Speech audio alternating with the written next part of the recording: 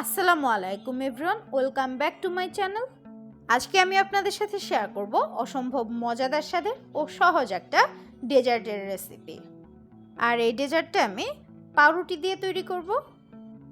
আশা করছি রেসিপিটা আপনাদের কাছে খুব ভালো লাগবে। ডেজার্টটা তৈরি করার জন্য চুলায় একটা প্যান নিয়ে তার মধ্যে দিয়ে দিচ্ছি হাফ কাপ পরিমাণ লিকুইড দুধ, আর তার সাথে দিয়ে দিব 1/4 কাপ পরিমাণ গুঁড়া দুধ। এখন এর মধ্যে আমি অ্যাড করে দিচ্ছি 1 টেবিল চামচ পরিমাণ কর্নফ্লাওয়ার, আর তার সাথে অ্যাড করে দিচ্ছি 1 টেবিল চামচ পরিমাণ চিনি। এখন এই সব কিছুকে একসাথে একটু ভালো করে মিশিয়ে নিচ্ছি। আর এখনও কিন্তু আমি গ্যাসের ফ্লেমটা অন করিনি। সব কিছুকে একসাথে একটু ভালো করে মিশিয়ে নেওয়ার পরে আমি গ্যাসের ফ্লেমটা অন করে দিব। এখন গ্যাসের ফ্লেমটা অন করে দিয়েছি, আর এখন এটাকে নেড়েচেড়ে একটু জাল করে নিতে হবে। চুলার আঁচটা একেবারে কমিয়ে নেড়েচেড়ে আমি এখন একটা মালাই তৈরি করে নিব। যেহেতু আমরা এখানে কর্নফ্লাওয়ার ব্যবহার করেছি, তাই দেখবেন খুব তাড়াতাড়ি এটা ঘন হয়ে আসতে শুরু করবে। এটার ঘনত্বটা যখন দেখবেন ঠিক এরকম হয়ে এসেছে, তখনই এটাকে চুলা থেকে নামিয়ে নিতে হবে, কারণ এটা নামানোর পরেও আরও একটু ঘন হয়ে যাবে। এখন আমাদের প্রয়োজন হবে পাউরুটি। আমি এখানে একটা পাউরুটি নিয়ে পাউরুটির সাইডে যে ব্রাউন অংশটা থাকে সেটাকেই একটা নাইফের সাহায্যে বাদ দিয়ে দিচ্ছি। তবে এই ব্রাউন অংশগুলো কিন্তু ফেলে দিতে যাবেন না, কারণ এগুলো দিয়ে খুব সহজে ব্রেড ক্রাম্বস তৈরি করে নেওয়া যায়। পাউরুটির চারপাশ থেকে ব্রাউন অংশটাকে কেটে আমি বাদ দিয়ে দিয়েছি।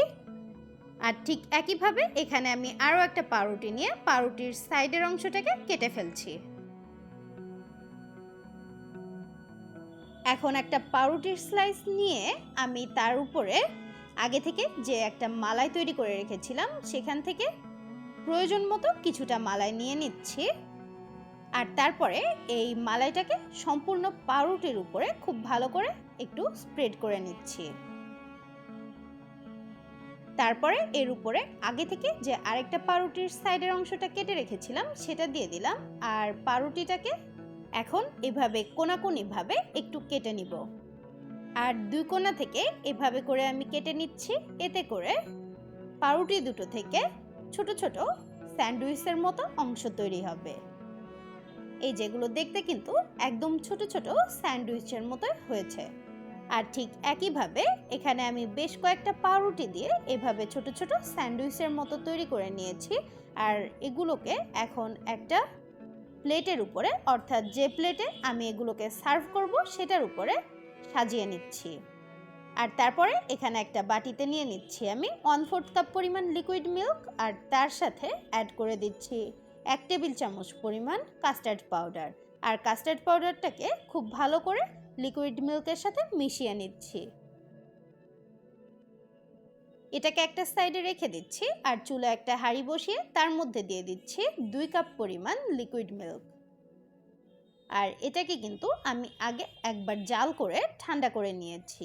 অপেক্ষা করছি দুধটা একটু ফুটে আসা পর্যন্ত। দুধটা ফুটে উঠলে এর মধ্যে আমি অ্যাড করব চিনি।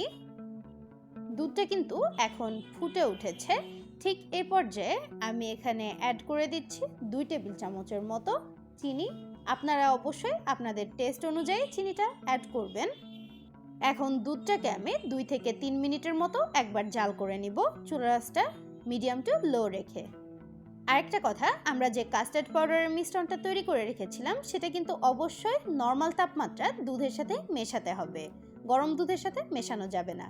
এখন আমি এখানে কাস্টার্ডের সেই মিশ্রণটা নিয়ে নিলাম, আর ওটাকে কিন্তু আমি একবার চামচ দিয়ে ভালো করে গুলিয়ে তারপরে এই দুধের মধ্যে অ্যাড করে দিলাম।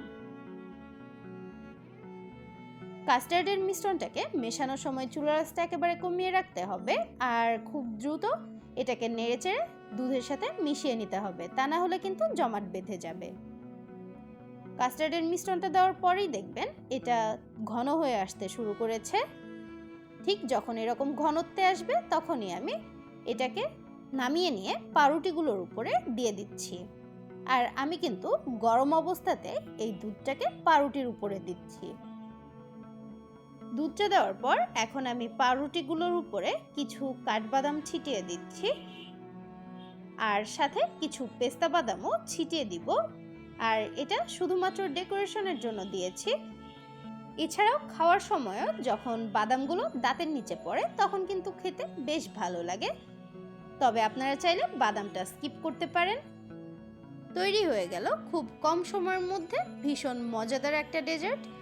এই ডেজার্টটা অবশ্যই আপনারা ফ্রিজে রেখে ঠান্ডা করে তারপরে সার্ভ করবেন। খেতে কিন্তু দারুণ মজার।